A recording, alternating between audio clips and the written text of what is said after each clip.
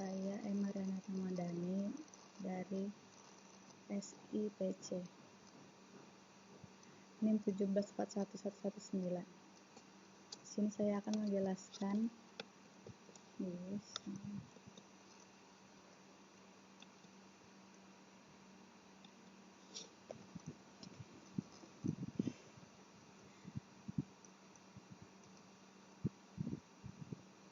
Assalamualaikum warahmatullahi wabarakatuh. Saya Emma Renata Ramadhani, NIM 1741119 dari Sistem Informasi PC. Di sini saya akan menjelaskan tentang sistem informasi menurut level organisasi. Berdasarkan level organisasi, sistem informasi dikelompokkan menjadi 3.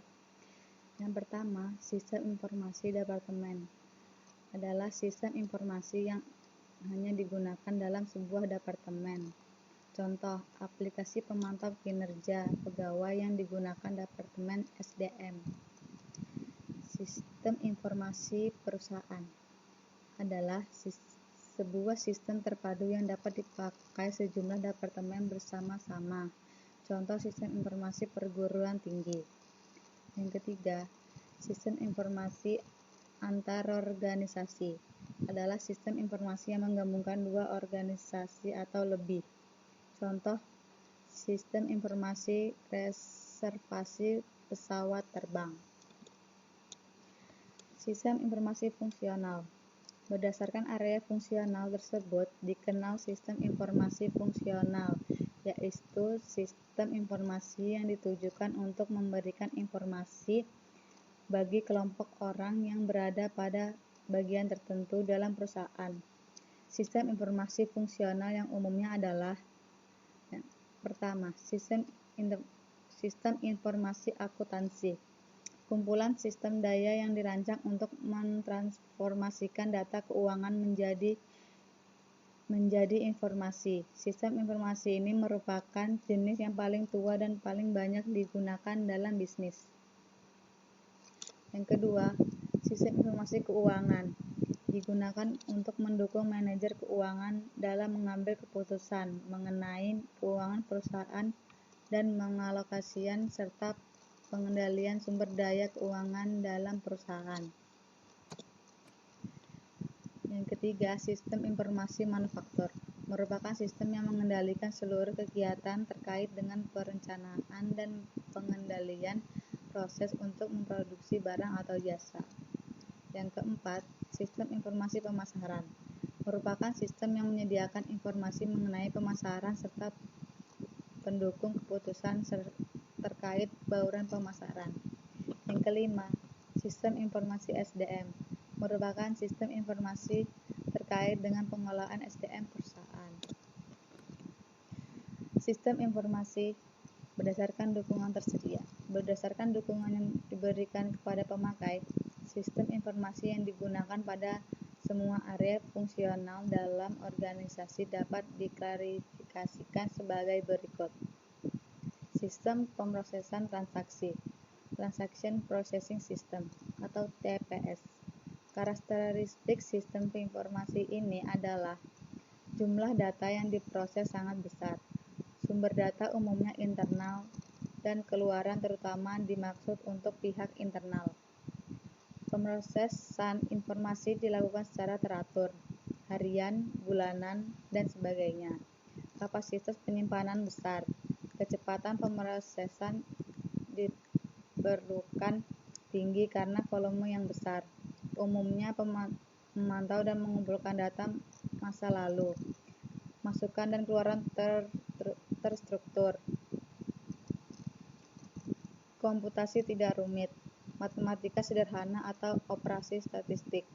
Memerlukan kehandalan yang tinggi.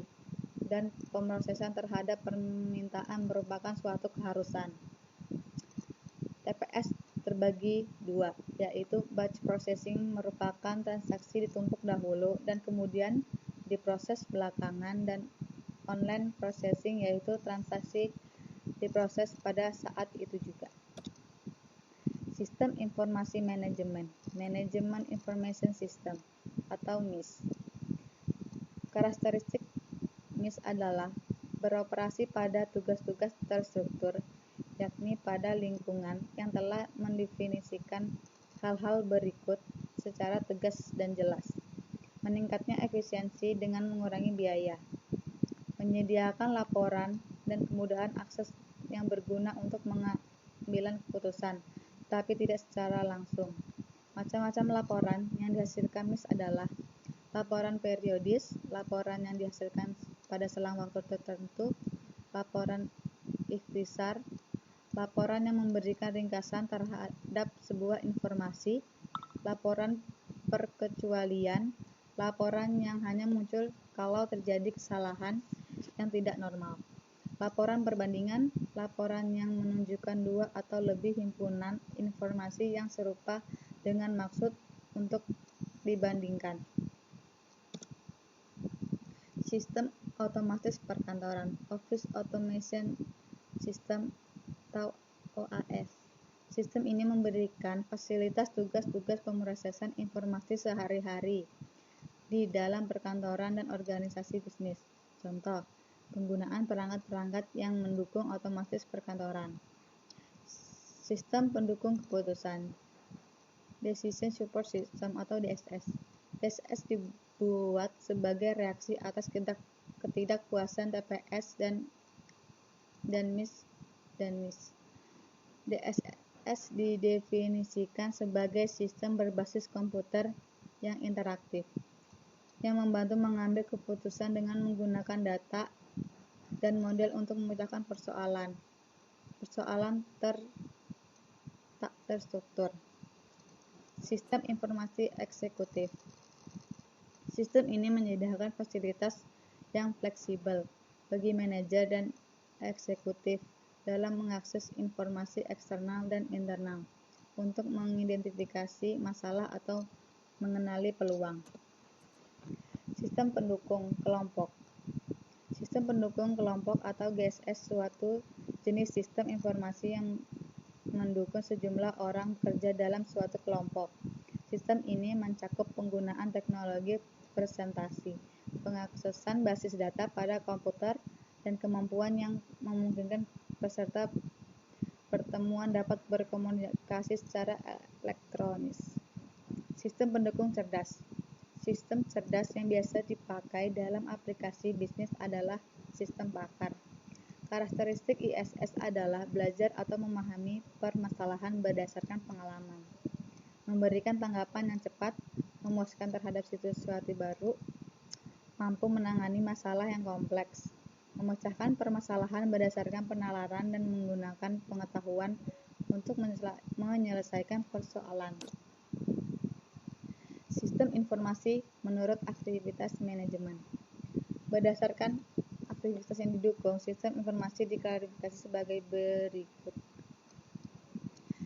Yang pertama, sistem informasi pengetahuan adalah sistem informasi yang mendukung aktivitas pekerjaan berpengetahuan. Sistem seperti ini, ES dan AOS termasuk dalam kategori ini. Kedua, sistem informasi operasional. Sebuah sistem yang berurusan dengan operasi sehari-hari seperti penempatan pesanan dan pembelian, dan pencatatan jumlah kerja pegawai. TPS, SIM, DSS sederhana termasuk dalam kategori ini. Yang ketiga, sistem informasi manajerial adalah sistem informasi yang menyediakan hal-hal bersifat manajerial seperti ringkasan statistik, laporan perkecualian, laporan periodis, analis perbandingan, proyeksi, keputusan-keputusan rutin, pendeteksian masalah secara dini, dan hubungan antar manajer. Sistem informasi menurut arsitektur sistem.